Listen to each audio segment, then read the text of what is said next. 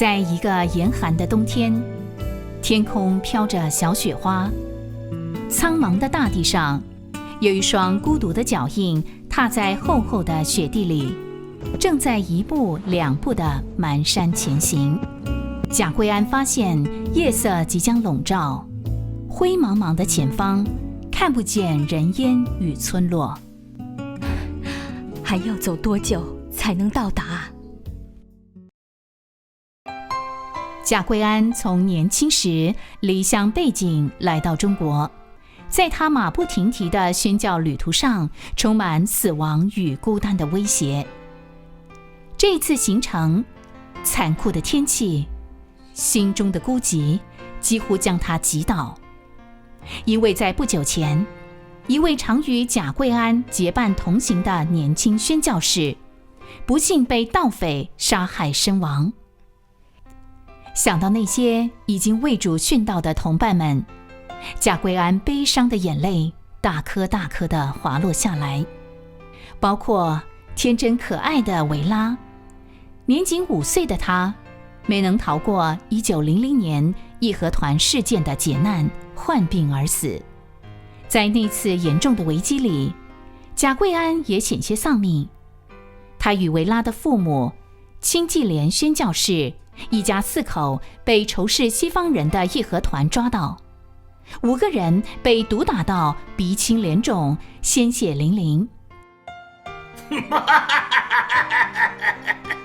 你们西洋人的上帝这个时候在哪儿啊？被五花大绑的宣教士5人蹲着，后面站着义和团人，不断地嘲笑他们。贾桂安狼狈不堪，脸上流着血。他心中想起一句圣经的话：虽有1000人扑倒在你旁边，10000人扑倒在你右边，这灾却不得临近你。他看到围观的人群中有轻视，也有同情的眼光。大家不要害怕，我们也不惧怕，因为上帝与我们同在。有一次，他们5个人又被义和团抓到，又被毒打一顿。贾桂安像猪狗一样的被绑吊起来，推想自己离死亡不远了。没想到救兵来了，义和团的人全部都逃命去了，现在你们安全了。贾桂安和同伴一家立刻被释放，脱离死亡威胁。但小维拉已经奄奄一息。妈妈，我已经将自己的生命交给主耶稣了。阿姨，你和我的爸妈都还会再回到中国吧？我们将来会再见面，是吧？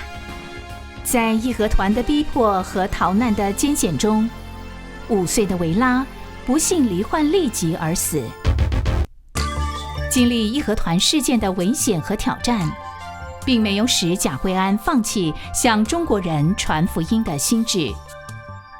1901年，贾桂安30岁，他勇敢地再度踏上中国土地。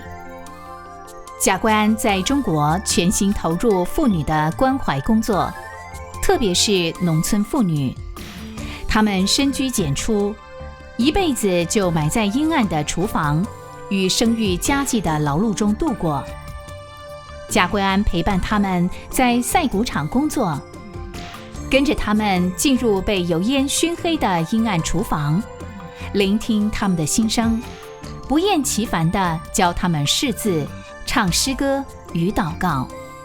有将近15年的时间，贾桂安马不停蹄地行走在中国的大地上，以一个弱女子不让须眉的足迹，走过15个省份，总共2万多英里的路程，足以绕地球1圈还有余。他总共讲过183场的布道会，大约共有5000多位中国妇女，透过他所传递的耶稣基督福音，生命焕然一新，也影响了他们的家庭与儿女。